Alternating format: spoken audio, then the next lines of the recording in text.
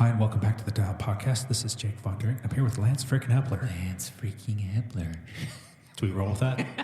Shut up and sit down.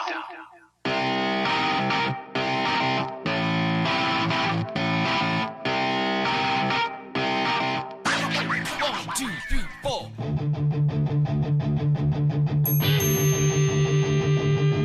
I like to ride my bike. I'd like to introduce you to a podcast with a lot of charm, talent, and wit. Unfortunately, I don't have that option, so instead, you are listening to the Dialed Podcast with Matt Legrand, Evan Price, Lance Hepler, and Jake Von During. Tip of the day, a journey of 1,000 miles begins with a single step. That said, you know what you've got to do, so go get her done. I got fancy little streamers coming out of my handlebars. I got carts in my spokes that make sounds as it flies the cars. I got lights all around and reflectors in the back. I basket on the front that are really useful rack. But I hate cyclists, bike riders, people who ride bicycles. Does someone need a hug?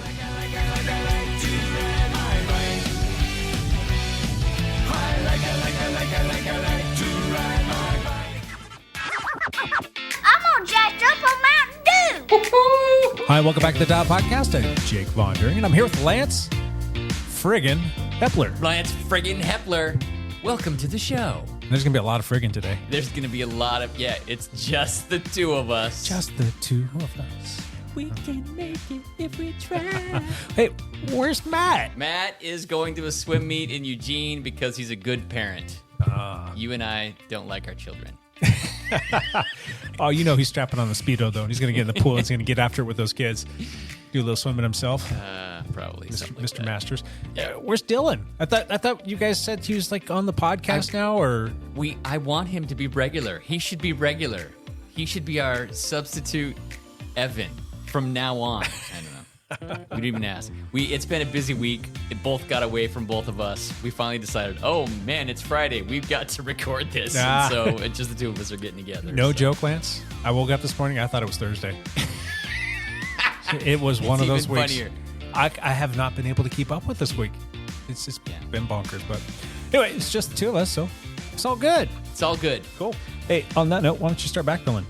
Backpedaling. Okay, so last week I'm still riding every day almost. It's been a lot of fun. Last Saturday we had a team gravel ride out in Scappoose, Oregon. What a great name, Scappoose. That is. When the first time I heard that, I'm like, that's really a place? It's Scappoose. Yeah. So we there was like 10 of us that showed up, and it was kind of rainy and nasty, and it didn't look like it was going to be all that nice. But we had agreed to be there, so we decided, what the heck, we're going to do this.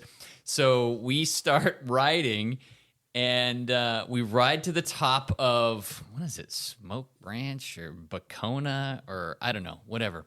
Regardless, we start with like a 5-mile climb, and sure enough, as we get near the top of this climb, it starts snowing. It had been raining the whole time. It started snowing, and it was like ugly snow. And so we finally, of course, I'm one of the last ones to get to the top of the climb, because that's what I do. I climb slow. And we get up there, and there's like an inch of snow on the ground. And we all kind of gather, and we're like, what are we doing? Are we going to keep going? I was fully prepared just to keep going on, but we were going to have to drop down and back in the valley and then climb back up to that level again. And everybody said, no, I'm too cold. I'm too wet. We're not going to ride in the snow. Forget this. Was it pretty squirrely? No, it wasn't. It wasn't that squirrely. So we bombed back down this gravel descent that had snow on it, half it. Oh, maybe I did. Maybe me and Surratt both got in the top 10, even though it was snowy on the descent. So I'm still not smart. So we bomb back down. We get back to the car. We're only like 20 miles in, and a couple people bailed from there. Like, nope, too cold, too wet. I'm done. But we weren't far from the Crown Zellerback Trail, which is a quasi-paved trail. It's a rail-to-trail conversion. Sure. Which is also out of Scappoose. It was just like 4 miles down the road. And so we went down and hammered up that thing and back down for a while. So I still ended up riding like 40 miles and on gravel and with my teammates. And so that was super fun. I enjoyed that. Then I did a 3 freaking hour Zwift ride like the next day because it was wet again. And I just was not having it. I didn't want to go back out. I don't blame you. I've done all my other workouts this week on the trainer, except for Wednesday night. There was a Wednesday night gravel ride because it was dry. And so David Barna says, hey, we're going to do a gravel ride. And so I thought, okay, I'll show up. So wait, I think I read a little excerpt about this. I was a complete asshat on this ride. It's completely my fault. So the ride was listed at 6 p.m. I thought it was 6:30. So not for nothing. Yeah. It originally wasn't it? It originally posted at 6:30. I never like agreed. I never like said I'm in on the ride, and so I didn't get a notification that the time had changed from 6:30 to 6. Gotcha. But I had texted David and said, hey, I think I'm coming. I'm in the middle of running errands, but I think I can make it. And he's like, it was supposed to start this was like 6:20. And he's like, it was supposed to start at 6. And I'm like, oh my God. Was it 6 or 6:15? Because we usually would launch that ride at 6:15. It's 6. 6? Okay. Yeah. And so anyway, he waited for me. Mm-hmm. There was only 3 of us that ended up being on the ride. Just Tom Counts and David Barna and myself. They waited a half an hour freezing for me to finally show up. And I'm like, oh my gosh, I'm so sorry. So what did you do when you showed up, Lance? So there's only 3 of us. So there's really no regrouping. We're not going to really regroup because there's only 3 of us. The 3 of us are pretty evenly matched. We can kind of stay stay with each other.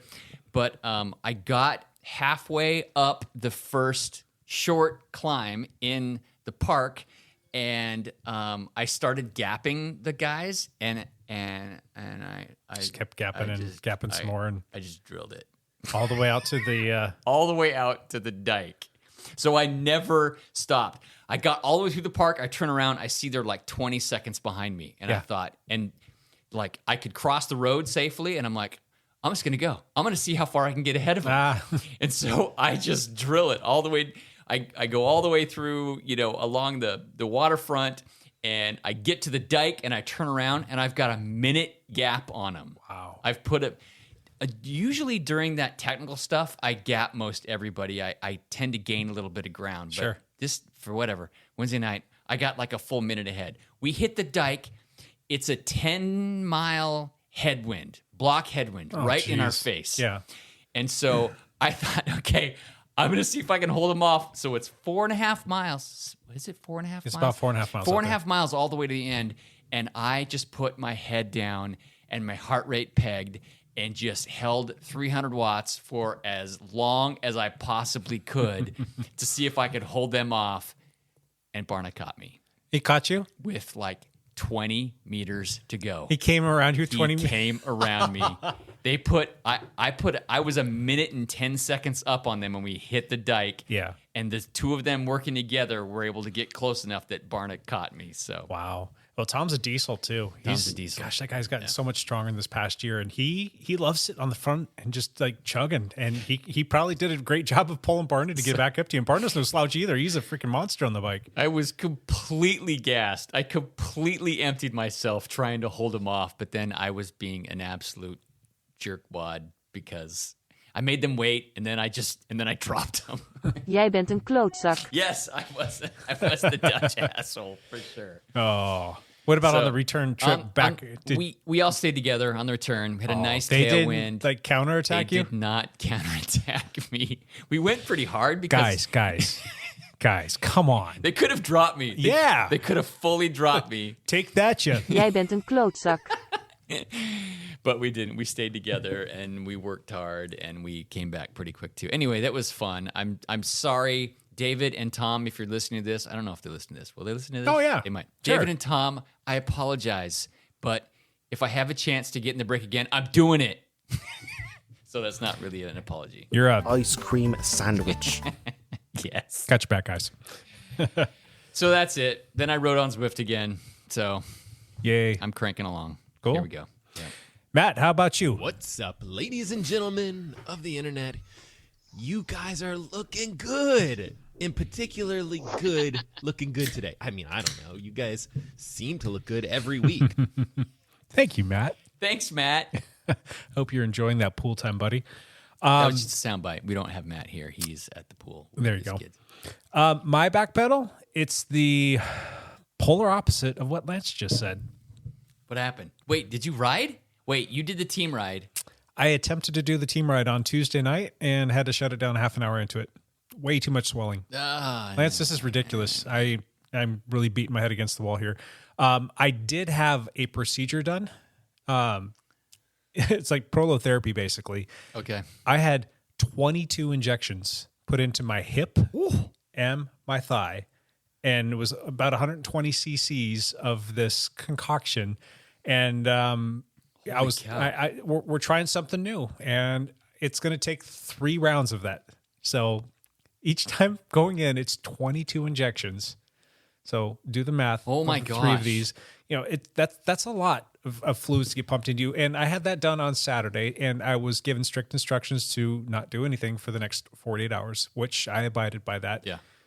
I was supposed to do a leg workout, and I pushed that even back, even though I was cleared to go do that stuff. And then I went ahead and decided, okay, I'm going to jump on the team ride on Tuesday night, and I couldn't do it. I got a half hour into it. We were just riding, that slow, like warm up pace for the first 10 minutes. Then it was a relatively flat course.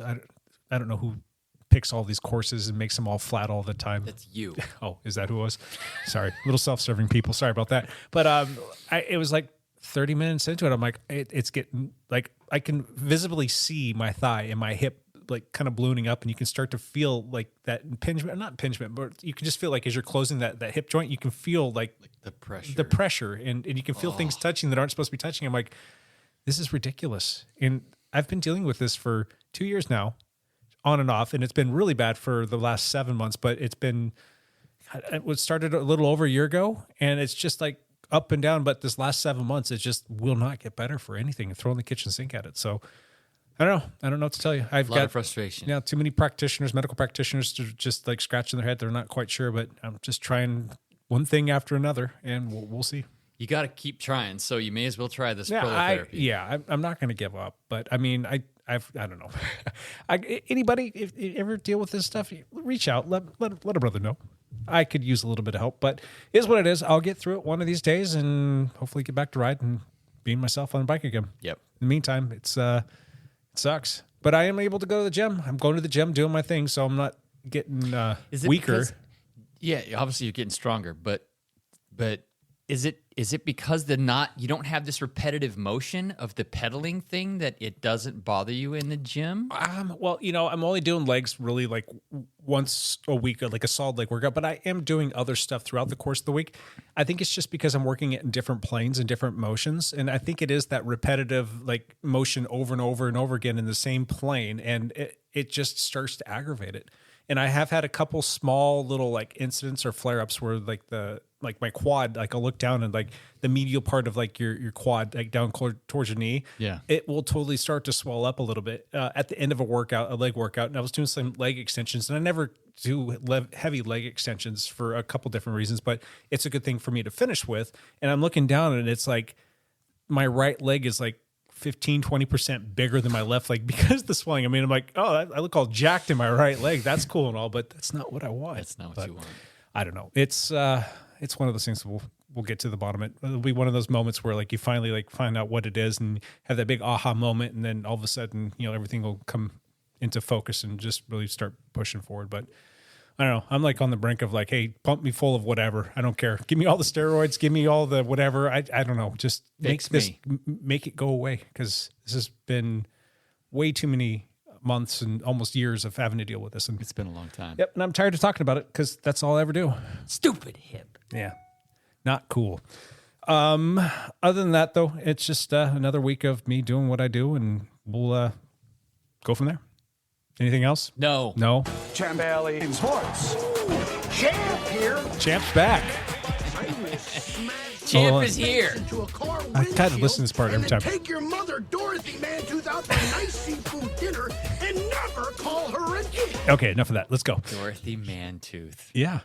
All right, We gotta so get Dorothy on the podcast one of these days. big news this morning. GCN Plus announced, or somebody announced, who is going to be picking up the slack for them, and it is Max, HBO Max. So HBO Max has their own streaming app. It's been rebranded as just Max. It doesn't say HBO Max. So they will not until February, I believe, they will start streaming. So basically, most of the stuff. 24 season.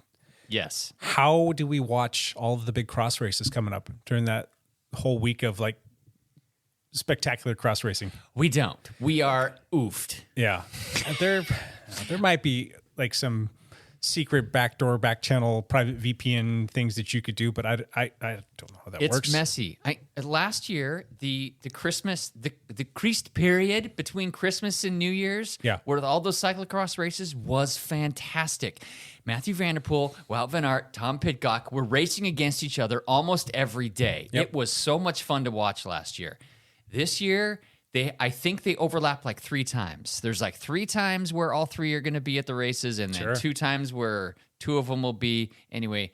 But I don't know how we're going to watch them. Flow Sports will carry one of the UCI World Cup races or 2. I don't know.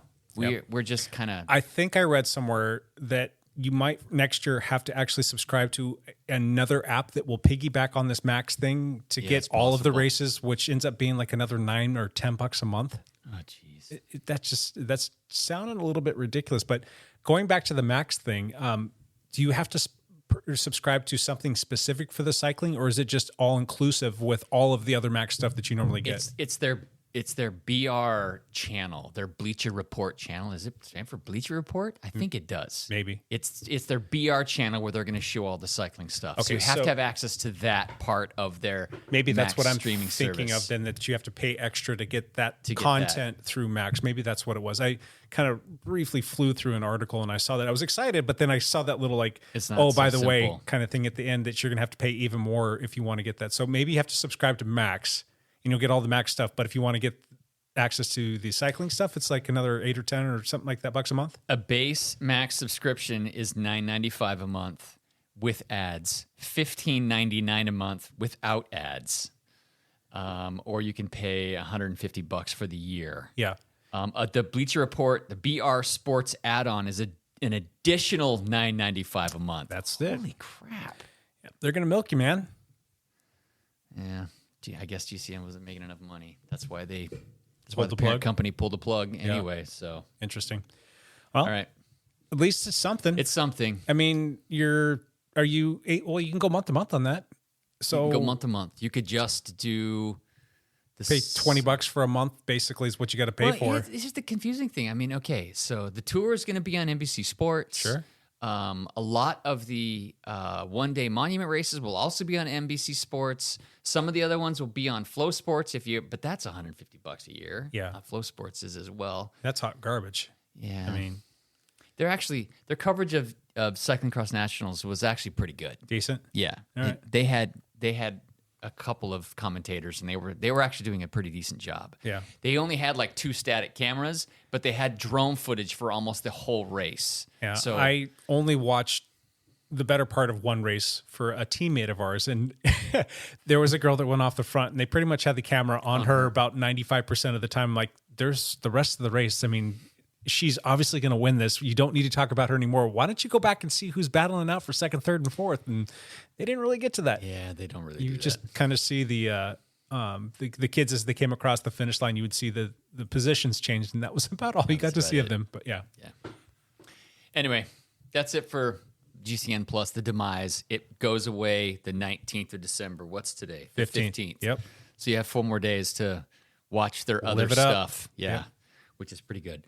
Okay, what else does Champ Bailey have to talk about? U.S. Cyclocross Nationals. The big news for us in the Northwest here was Clara Hansinger pulled off number 4. Yep. Pulled off for 4-peat. She raced in the Team S&M kit, and there was Raylan Nuss, I think, got a really hot start, and Clara was able to claw her back, and there was one little bobble really Nuss had, and then that was it. Clara ended up winning by like 30 seconds or something like that. Pretty handily, yep. So good on her.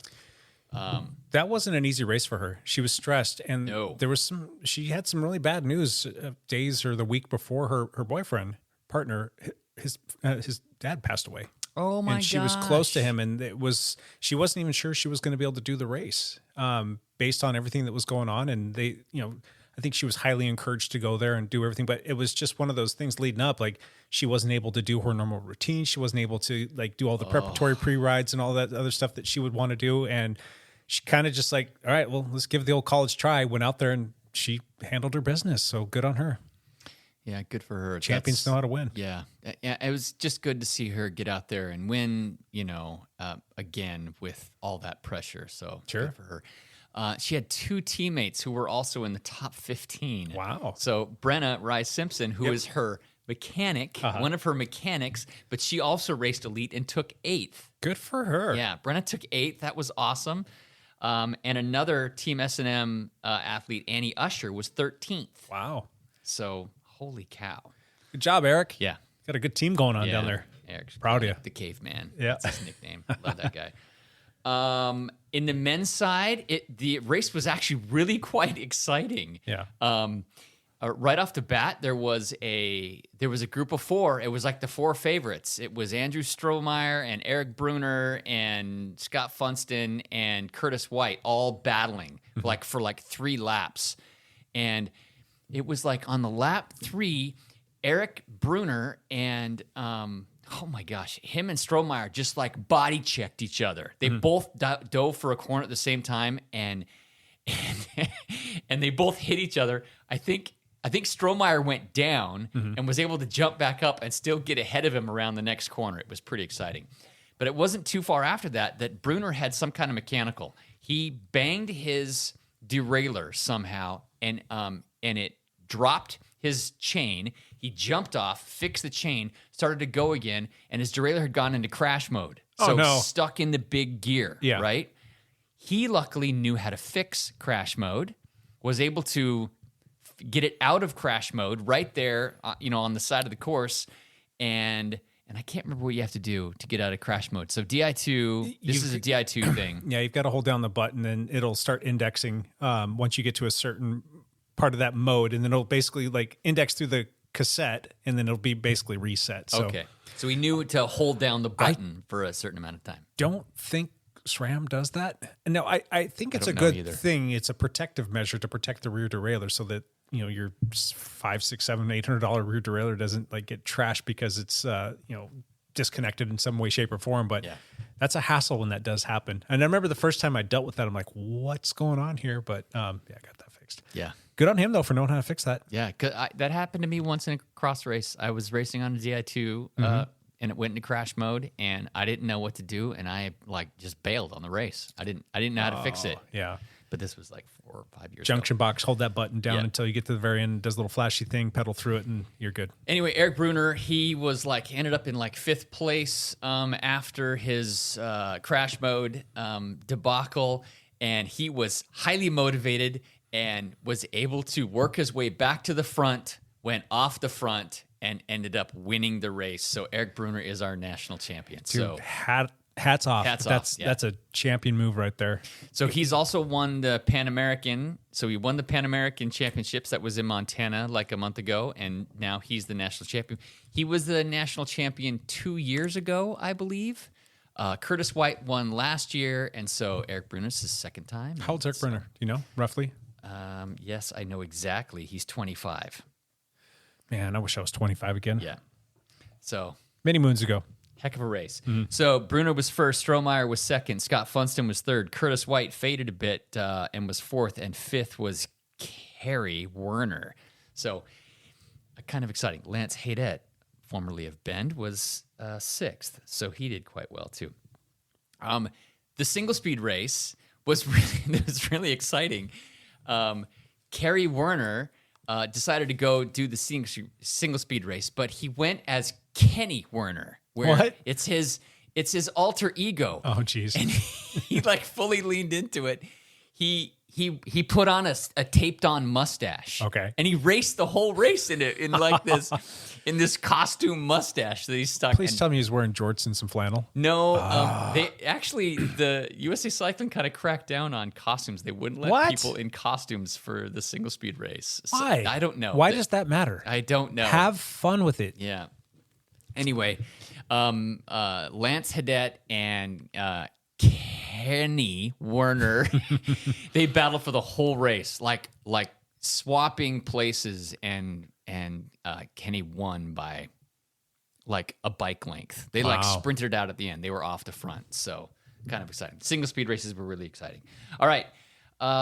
That's it for that.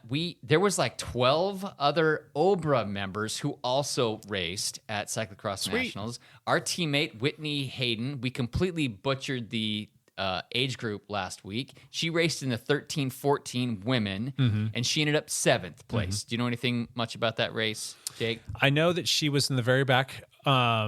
Again, to quote Mr. Lance Epler, thanks, Oprah. For those that don't She know, had no call-up points. Yeah, Thanks, Oprah. Yeah, she doesn't get her call-up points because she's racing with Oprah and she doesn't get USAC points. But anyway, she started at the back, and then the very first corner after the start, they went into a girl lost her front wheel, went down, and she had to go wide. And the girls that were leading the race I think they were actually in front of that, took the inside corner, and they got a clean burn out of there. So like immediately she was like fighting to get back on. And the girl who won, I don't recall her name. I'm sure you've got that pulled up. I don't. That girl handled her business. Like she just, every single lap was putting 15, 20, 30 seconds into the field. And it just was like, she just rolled away with it. So anyway, she handled her business, and Whitney was doing awesome. She was at one point in time, I think, was like close to 10th place. And then after the first lap, she clawed her way back, and she was, I think, at one point in time in 4th place. I think so. She was going to fight to get on the podium, and I think it was the last lap or second to last lap, somewhere in there, some point in time, according to her dad, she lost her front wheel, or she washed out and lost a couple spots, and then was able to hold on for 7th place overall. She did great. Good for her. Yeah. It was a pretty big field of talented girls, though. Yep. Yeah. We talked about Coco Laritz last week. She raced in the 15-16, and she ended up 15th. Jack Billowitz. Yep. He also went out there. He raced in the 15-16. He actually did the non-championship race like on Tuesday or Wednesday and won it. Wow. So he was really excited. And then on his practice ride the next day, he clipped a pole and exploded his middle finger. What? Yeah, so they ended up in the ER for like 4 or 5 hours getting his finger stitched back together. And the doc said, do not ride your bike. And he said, screw you. I'm going to ride my This finger you just fixed, look at it. So anyway, he still lined up and raced, but he wasn't the same without his hand working properly. Yeah. So he ended up mid-pack, or he was 15th. I did that once, although it wasn't in a race, but it was before the final race of a Trophy Cup season. And I don't know, it's a long story, but I blew up my middle finger and ended up getting a bunch of stitches and wasn't able to race. Yeah, so Anyway. that's what happened to Jack. So hopefully things will be better next year. Zane Strait also raced in that race. He ended up 18th. Taylor Snyder, who was an OBRA member, she raced in the 35-39 age group, and she actually took 3rd. She made the podium. Wow. She also raced single speed. Yep. Also took 3rd in Good the single job. speed. So Taylor Snyder kind of killed that. What team is she on? She's on Drew Coleman's team. Drew started a team, DC Media House. He did, huh? Yes. I think Taylor's the only member on the team. Is that a significant other, maybe by chance? It's not. No, just good friends. Yes. Okay. So, actually, I have no idea, but I'm pretty sure it's not. Yeah. Yeah. That's cool. Yeah, Well, she's so. guaranteed to get some good pictures of her then. Yes, I know. DC. Drew Coleman is a fantastic photographer, and so he supported her for this race, and she took 2 third places, which is great. Stephanie Utrecht, she raced in the 50-54 field. She was 6th. Good for her. Michael Brown, who is Ian Brown's father, he went down because Ian was racing in the collegiate race. I think he was 14th in the collegiate race. Michael Brown went down. He's in my age group, 50-54. I don't think he had a real good race. He ended up mid-pack. We talked about Paul Boursier last week. He ended up 16th Yep. in the 50-59. And I think that's all the Ober members. I probably missed somebody, but good on you for all going out there. Cool. That's it. Champ out. Champ out. Forgot who I was for a moment. Hey, Lance, you want to come back over here and sit down? We'll kick this champ joker out of the room. All right, let's do our topic for this week. Lance Hepler. What are we doing? Matt's not here, so we're going to talk about non-Matt stuff. Yes. Mountain bike must-have list. Mountain bikes. XC edition. What do you need in the mountain bike world, other than an XC mountain bike, to be proficient at racing or riding XC mountain bikes? And XC meaning cross-country. Yeah, cross-country mountain bike racing. Yeah, let's just be real. Neither one of us are going to be going to the gravity games or doing the crazy downhill stuff. Or No, dude. Yeah. That stuff scares me. Lance would get laughed out of town because he'd show up wearing his Lycra kit, right? Yes, right.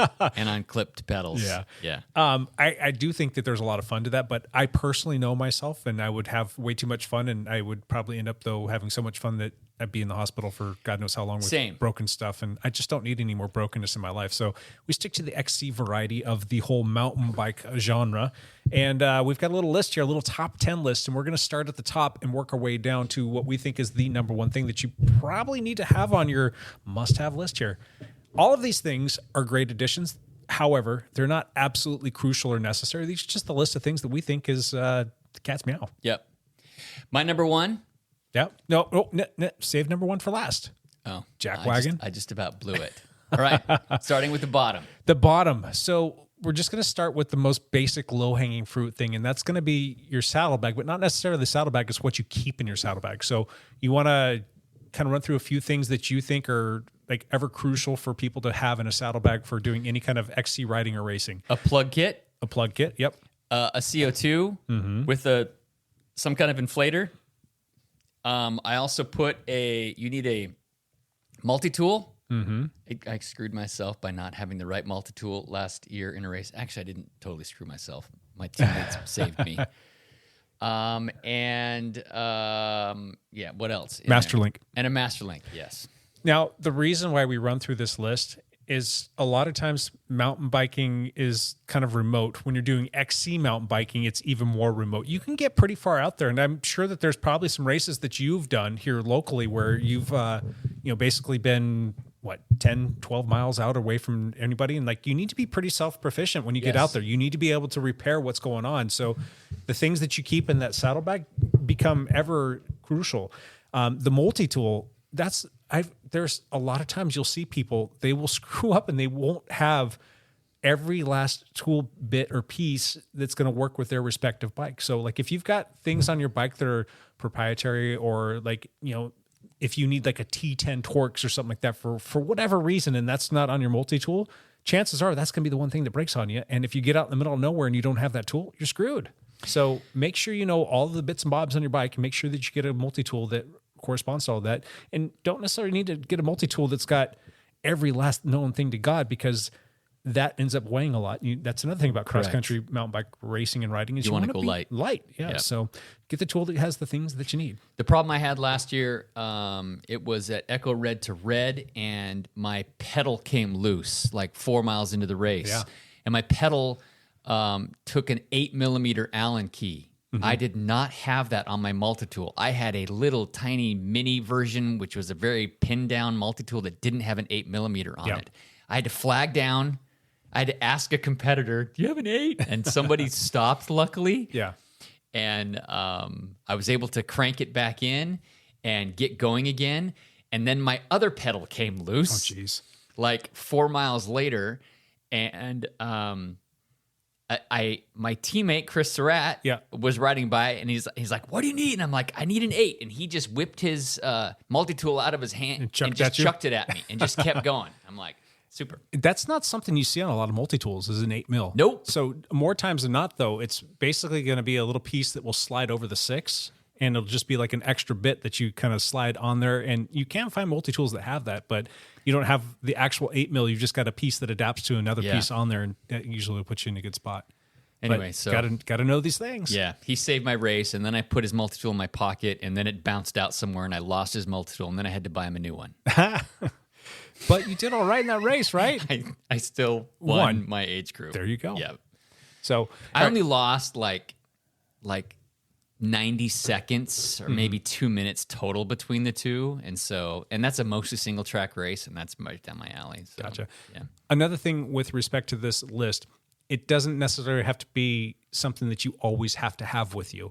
It's something that you might just want to have in your quiver or on your tool bench at home. And that leads us into our next one. And, you're doing a lot of this riding out there, and there's a lot of crazy stuff going on and get dirty and all this stuff. Your shocks, they can get pretty beat up and they can get really dirty. And it's super important to keep your stanchions clean, keep your seals clean, and make your fork and your shock be as plush as it possibly can be. And in doing that, there's some maintenance that goes along with that. So you want to have some special lubricants for the fork itself, the stanchion, as well as the seals. And I don't have the name of it off the top of my head. I probably should have pulled that up before we talked about this, but there's a bunch of them out there that you can find. But you want to make sure that those things stay clean, but you want to have the specific fluid that you're going to put on the stanchions. And once it's on there, after you've cleaned it, you're going to compress the fork or the shock a bunch of times. And what that's going to do is that stuff is going to pick up all the grime. You wipe that off, and at the same time, it's going to lubricate the seals in there, which are going to keep those working the way that they're intended. And it's just good hygiene for your bike. And those shocks, they do a lot of work for you. And the last thing you want is those things to not do the right work. Yes. And you don't want to be having to take your bike in for a fork service sooner than you have to. Jake, how often are you supposed to get your forks serviced on your mountain bike? 50 hours, 100 hours, and 200 hours. Correct. Yep. Every 50 hours, which is roughly 50 rides, depending on how long of rides you go. But yeah, so. Yeah. Those different intervals that I put out there, it is a 50-hour interval, but once you get to the 100 hours, I mean, once you get to 200 hours, there's different things that you need to do with those pacings. It's just like with your car. Like you take it in for a general tune-up every 3,000 miles or 5,000 miles, depending upon your make, model, whatever. But when you get to 60,000 miles or 100,000 miles, there's other things that you need to do so that other things don't go wrong, so it doesn't end up costing you a bunch more money. And these bikes these days are friggin' expensive. Yes. Super expensive. And one of the things that's expensive on these bikes, forks and shocks. Yes. Take care of them. So that's my next one. The next one, Lance, do you want to do number 8? One of the things I don't like to go without is full finger gloves on cross-country mountain biking. And why is that? Because so you don't hit a tree and explode your middle finger. There's a bunch of different kinds of gloves, and full finger gloves are good because mountain biking, it's not if but when you're going to go down, at least if you're trying. Yep. You're going to go down, and the last thing you want to do is have tore up hands from hitting the ground. And so the gloves can help protect that. That's one thing, but they do have gloves that have a little bit of armor on them because when you get back out there in the thickets of some of these trails and places that we ride, the last thing you want is a branch smacking your hand and busting your middle finger wide open. The biggest reason I like full finger gloves is I can brake better with my full finger gloves than with my sweaty digits sliding all over the brake handle. 100% why I like full finger gloves too for riding on gravel and mountain bikes because my hands get sweaty as well. Yeah. And you don't want your hands sliding off a grip or something like that going into some technical stuff. And the next thing you know, you're flying over the handlebars. Correct. And what the F am I doing here? Yes. It's no way to live a life. It helps with braking for sure. Protect your hands. Cool. The next one, I still don't own. Well, no, I take that back. I do own one, but I don't have any of these on me, and it's something I probably will start keeping, and for good reason why. Thermoplastic tubes. Thermoplastic tubes. So this is part of your flat kit. Thermoplastic tubes are made out of a plastic. A thermoplastic? A thermoplastic plastic. Yep. And they're super light, and they roll down really tiny. The footprint on these things is tiny. Yeah. How many of them can you fit in the same space as a standard 29-inch tube? You could probably fit 3 of the thermoplastic tubes in the same space as one tube, at least 2. Yeah. So even for gravel riding or racing, you want to take an extra tube with you. Well, I take thermoplastic tubes because I can pack 3 extra tubes with me in the same space that I normally would do 1. So Can you speak to their durability though? Yeah, there's still people use them for regular. So, oh, really? Yes, they have improved dramatically in the last year and a half. We actually should do a whole nother show just about thermoplastic. Hey, there tubes you go.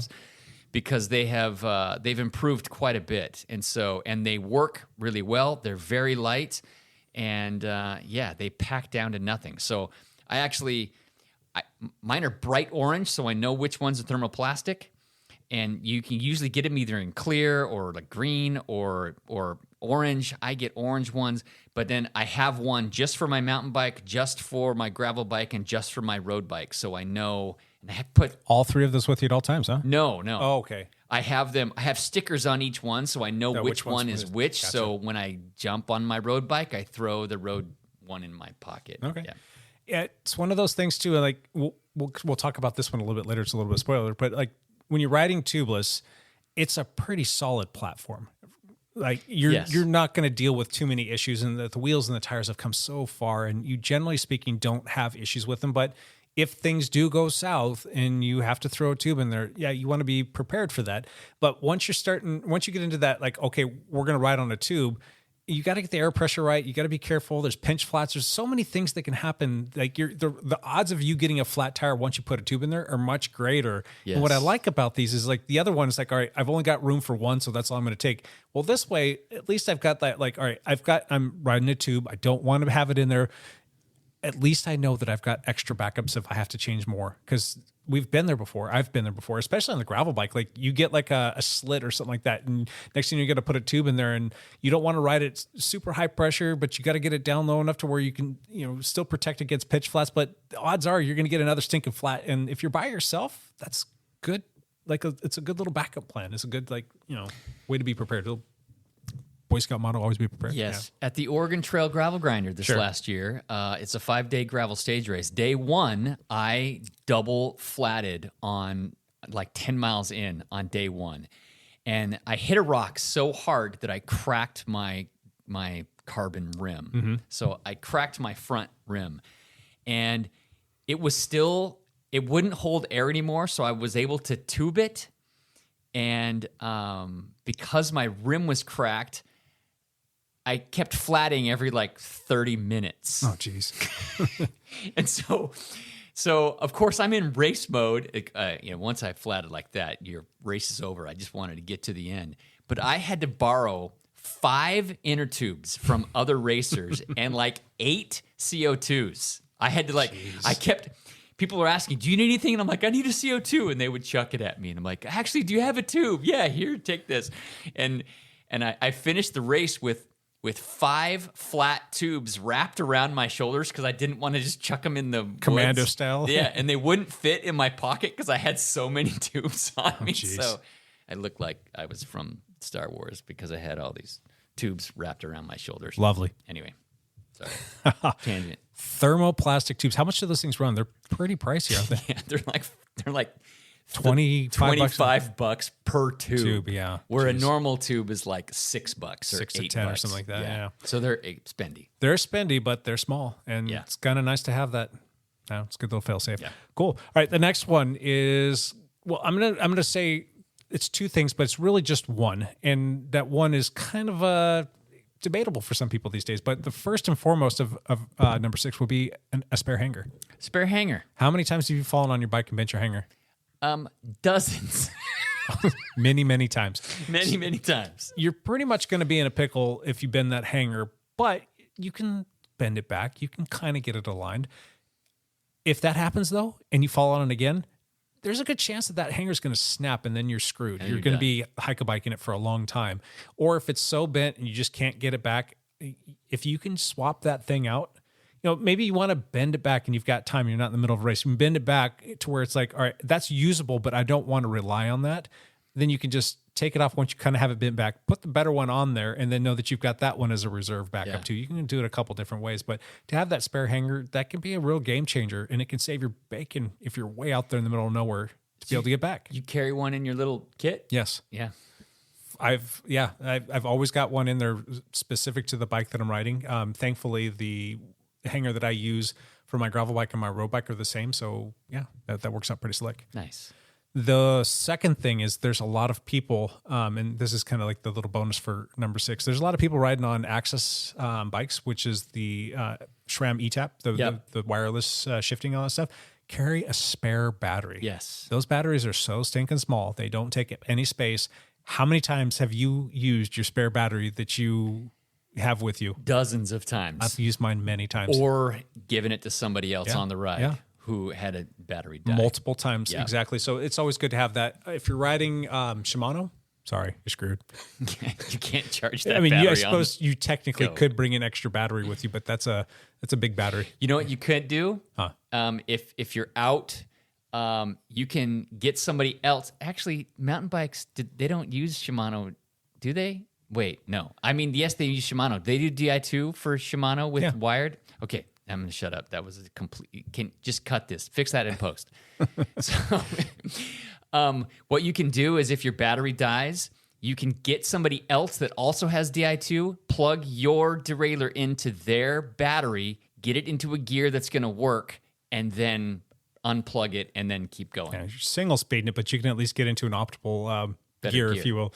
Yeah, because if you're in your big gear and you're just mashing all the way back or spinning like crazy, that could be super annoying. Or just right SRAM. At the start of our gravel races, gravel ride this last weekend in the snow, Ed Dudlick's shifter battery died. Oh, no. So it wouldn't start. But he didn't have those take those little tiny coin. 2032s. Yeah. Another thing, that's a bonus one. Throw that in fact. I've actually got 3 of those in mine. I have several too. And he's like, I don't have one. I'm like, I do. Let's stop and fix it. We fixed it. I mean, it literally took us like 3 minutes to fix it. And we did that for John Hatfield. We were climbing up Mount Lemon. I don't know if you remember that. Yes, that's right. He was like, I can't shift. It won't do it. I'm like, I think your shifter battery's like, no, I just did change it. And like, I don't know. Anyway, long story short, we stopped. I put a new battery in there and he was off and running. I'm like, right, well, you're a lot lighter than I am. Just a 20-mile climb. See you later, John. But yeah, that's a good one to keep in there. Yep. Those little buggers and all kinds of stuff. So just have those things around. Yep. Like candy. All right, the next one, photochromic lenses on your glasses. And those are fantastic. I actually wrote a blog article on that not too long ago, but I'll let you talk about why you like having photochromatic lenses. Especially mountain bike racing and mountain bike, because you're usually in the trees or in the woods, and these lenses will lighten up as you get in the shadows so you can see better, and then darken up when you get in the full sun. Yep. So it just help me see better. Yeah, you want to be wearing glasses all the time. If it's super bright out, you don't want to be squinting. If it's super rainy out, you don't want to be trying to look through glasses that are all tinted. So what these do, like Lance says, is they change, and that saves you on so many levels because you want to protect your eyes. When you're out there riding on mountain bikes, you're going to get hammered by mud and dirt and rocks and trees and all that other stuff. So protect your eyes, but at the same time, you want to be able to see. And when you're in the shadows or you're in the trees where there are shadows, you want to be able to see the roots, the rocks. Yeah. You want to see like the things, the trail furniture, and not be a situation where you're flying and like you didn't see it and then all of a sudden you see it and then you're flying over the bars. This helps you see what you're up against, and it's going to save your bacon. So, and here in the Pacific Northwest too, for all of the rides that we do, it's like, with the exception of summertime, it's like every 5 minutes, it seems like you're dealing with something else weather-wise. It could be pouring rain. It could be, hailing on you. Then the sun's out bright and then you're in trees and shadow. It's just everything. So those lenses, they serve you well on so many levels. And I love mine. You're wearing the 100% S2s. Yeah, that's what I've got as well. We've got a bunch of the Koo sunglasses coming in to the Dial Cycling Lab, and they've got a bunch of the photochromatic lenses as well. So I'm kind of stoked to see what those are all about. So get yourself some good lenses. Photochromatic is the ideal choice. Yes. The next one, I think this one might be a little bit debatable here. We'll have to talk about this a little bit more. Tire inserts. Are you running tire inserts? And if so, what are you running? Yes, I am running tire inserts, especially on my mountain bike. I love having the tire inserts in there. It's just like flat protection or rim protection. Even though I did bust flat and crack the rim on. Anyway, but that was... now, you're running these on aggressive. Your gravel bike and your mountain bike, correct? Yes. 24/7 all the time? Yes. Okay. Do you notice any performance-related issues with these? I haven't ridden either of those bikes without an insert in them for so long, I don't remember what it was like. Now, I have Cushcore because they were one of the first to market, and they're a Bend company, and I wanted to support somebody local, and so I have Cushcore on all my bikes. They have one of the heaviest inserts across the market. But it's bomb-proof. It is like pretty bomb-proof. Putting a Sherman Army tank in your wheels. I have never flatted or pinch flatted on my mountain bike ever since I've had those in. And I've been racing with them for 3 years, I think. Cushcore for 3 years. I've never had a pinch flat. So... You also race with it in your cross bike, too. I do put them in my cross bike as well. It makes... you can actually run lower pressure, and you don't have the hassle of tubular tires, having to glue those on a rim. And so, yeah, I really liked inserts. I've tried them. I'm going to say that the jury's still out. I think I need to spend more time on them. I don't know if it was, I think I wrote on them maybe like 8 or 10 times. I don't know if it was just the time of the year that I was riding on them or what the deal was, but I felt like they just were slow and sluggish on my gravel bike. And I wasn't madly in love with them. And I felt like as soon as I took them out and went back to riding a tire pressure that was appropriate for me, I felt like they were pretty stinking good. The other things that I wasn't like wildly happy about was the fact that they are heavier. And I'm attributing that to some of the performance issues. I just felt like the bike was slow to get up to speed. Yeah. And it just felt a little sluggish for me. And I don't know, maybe it's just because I'm a little bit heavier and maybe I was trying to run too low of a tire pressure, that maybe that was kind of one of the things. So the jury's still out. I'm not saying that I don't like them, but I'm not saying that I love them either. I think I just need to go spend some more time on them. A couple of the things about them is that they're expensive. They're expensive. I think it's about $120 for a set of them. Yep. 100, yeah, depending on, or 150. Yeah, 120, 150 bucks for a set of them. 150 is probably right with all the inflation stuff we've dealt with. You also need to have a very specific valve stem for them. Granted, a lot of times they come with it, so that kind of negates that. The other thing, and this is probably the biggest thing, and we deal with this kind of often, is getting a tire on and off with cush core in them can sometimes be near impossible, to the point where you almost have to use a pair of scissors or a knife and cut the tire off just to get it off the bead. It complicates putting brand new tires on and taking tires off that are really sealed on the rim. Yes, okay. It complicates. So my question is if you're out in the middle of nowhere and you need to get that off to put in a tube, because, well, I suppose you technically could ride back on just the cush core if you absolutely had to. But I'm thinking, like, if you get if you've got a bad slash in there and it's like, all right, I've got to take all this crap out and I've got to put a tube in there so that I can get back, I guess you technically could just ride on no tire pressure at all on the cush core and just take your time getting back, right? If you actually have to. Correct. We've had bikes come into the lab before, and you've dealt with this once before, I think yourself, where you had to get a tire off and you just couldn't get it to come off and you ultimately had to cut it, right? I ended up having to cut through the Kevlar bead to get the tire off the rim because I could not get it off. That's just not something I want to deal with out in the middle of nowhere. So, but in a race situation, so the same Oregon Trail race that I did where I had those 5 flats on that one day, I ended up flatting with like 4 mile downhill to go for the last flat, and I had nothing else, and I wasn't going to stop again. And I rode my tire with the cush core all the way to the finish. Wow. How many times were you getting like the wheel strikes? I mean, at that point in time, you didn't care because it was already kind of broken, but... Correct. I didn't do any other damage to the rim, but yeah, I could feel it, yeah. So the benefits, the pros to these are... I could ride it. You can ride it. It's going to be something that's going to protect your wheel in most cases. In most cases. And it's going to let you ride it a little bit lower of a tire pressure, which is going to give you better traction, a better hookup. Yes. What's the break point on that, though, in terms of like the benefits that you're gaining? I mean, it gets to a point where it's going to be too low to where you're actually going to be working against yourself with respect to the tire pressure and the rolling resistance. Well, for me, the breaking point is if it prevents a pinch flat, then you're saving like 3 or 4 minutes right there. Like, so if that's definitely a pro right there. If you're in an XC mountain bike race and it's only, it's an hour and a half or a 2-hour race, if you get a flat, you're done. Your race is over. But if it'll prevent that, I'm willing to go with a little bit heavier wheel setup. Yeah, and you've had situations in your cross races before too, where you were able to ride at a tire pressure that was much lower than, say, somebody riding that was tubeless, where they burped, and I believe you didn't, and you were able to come out of a turn and actually take a victory or beat the person that you were battling with at that point in time because of the tire selection and the inserts you had. Yes. Interesting. It made a difference too, yeah. It's just a matter of like, do the pros outweigh the cons? Yeah. And for me, it's just like, I need to go back and test these more. And to be honest, I haven't tried one on a mountain bike. So I don't know how that's going to vary from a gravel bike. I don't know if that's necessarily my jam for gravel bikes, but I can see some definite like benefits to that. There's more than Cushcore is the only one on the market. Victoria makes one. I think Tubalite makes one that are both a whole lot lighter, aren't quite as heavy duty or as durable. But if weight is an issue, or getting back up to speed, those could be an option. Yeah, I just felt like I was having to put way too watts or extra watts into it to maintain a speed or a pace that I was accustomed to riding at. So, but I mean, jury's out on that one for me. For Lance, I think it's a slam dunk home run because he loves him, he knows him, and it works well for him, and he gets great results. So I'd put him in my stinking road bike if you could. If I could. Well, Vittoria makes them for the road bike, but yeah, that's a whole nother debate there. All right, let's move on to the next one. We just did tire inserts at number 4. Number 3, speaking of tires, tubeless. You have to be set up tubeless. Yes, you have to be set up tubeless. That's just a no-brainer in this day and age. How long have you been riding tubeless on the mountain bike? I don't know, 5 years, 6, 7 years. That's it? Yeah, I think so. Wow. 8 years? I don't know.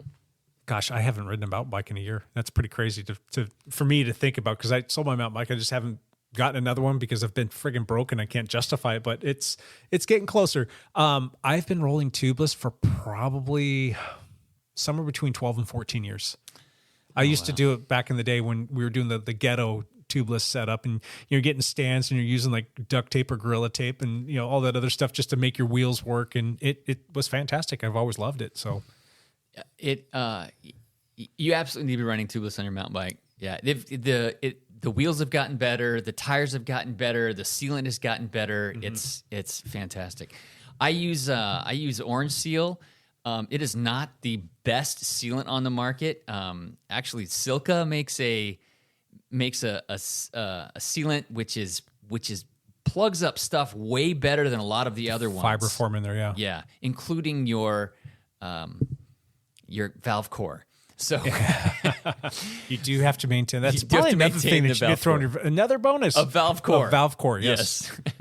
Yeah, that could be helpful too. So anyway, go tubeless. Yeah, and we don't need to get on that. And not just on your mountain bike, all of your bikes. Yeah. Road, gravel, mountain, all of them need to be tubeless. I can't think of a reason why you would want to be tubed unless you're out there and you get a gash or flat or whatnot and you got a tube in there to get you home, and that's fine. Otherwise, you should not be riding on tubes.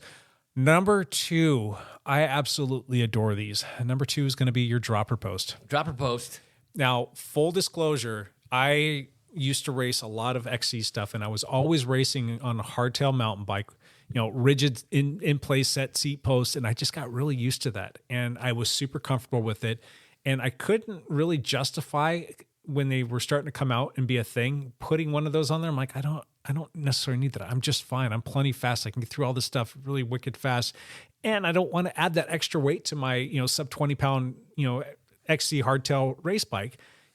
They're a little on the heavy side sometimes, but technology's come a long ways. I mean, you can get them wireless now. You can get them to be pretty light now, and they will set in all of the different positions. But the moral of the story here is that I never used one until probably about 4 years ago, maybe 5 years ago, 4 or 5 years ago. I went out on a ride and we went flying down this trail. It's a local trail here that Lance and I have ridden down a million times called Red Tape. And that was eye-opening how different it was. I'm like, oh my God, where's this thing been all my life? And why was I such an idiot? Why didn't I have one of these things on my bike 10 years ago? Because it would have saved me so much time and energy and just efficiency and probably a wipeout or two even, but they're fantastic. You can corner better with your dropper down. Yes. So even like on single track, like flowy trails, I will drop my dropper when I'm up off the seat. Sure. Yeah. So I want a dropper on my road bike just so I can get in that tuck position. Yes. Right. Without having to sit on the top tube and take my life into my own hands. But going back to it, you don't know until you know. Once you finally get out there and figure it out and use it, and just being able to get the seat out of the way too when you're trying to fly around stuff. Like how many times you've been hooked by the nose of your saddle? Yep. Yeah, in places Enough that you don't want to get. I'm like, where's the freaking dropper post? So it's that's one of those things where if you haven't ridden on a dropper post, go borrow your buddy's bike. Lance will let you borrow his. Go out there, take it for a rip, and you'll see exactly what we're talking about, and you'll see why they're starting to pop up on gravel bikes too. Yep. So there's a ton of upside to those things, and they're not terribly expensive. They're not. There's a weight penalty with having a dropper post. Yep. It adds a pound to the bike, sure, roughly. But man, it changed my life when I rode. I rode for like 4 years mountain biking before I got a dropper, and when I got that dropper, I'm like, oh my gosh. And going back to that weight penalty, you're going to feel that a tiny bit on the climbs, but you know what? The time that you're going to lose on the climb, you're going to triple make up for on the descent because you're going to be so much faster and you're going to have so much more fun, and the smile factor in your face too is going to increase. That's right. All right, here's the last one. Lance, Number one. Almost spoiled this for I us. wanted to spoil it right off the bat. Go for it. What's the one thing that you need for your mountain bike for cross-country racing?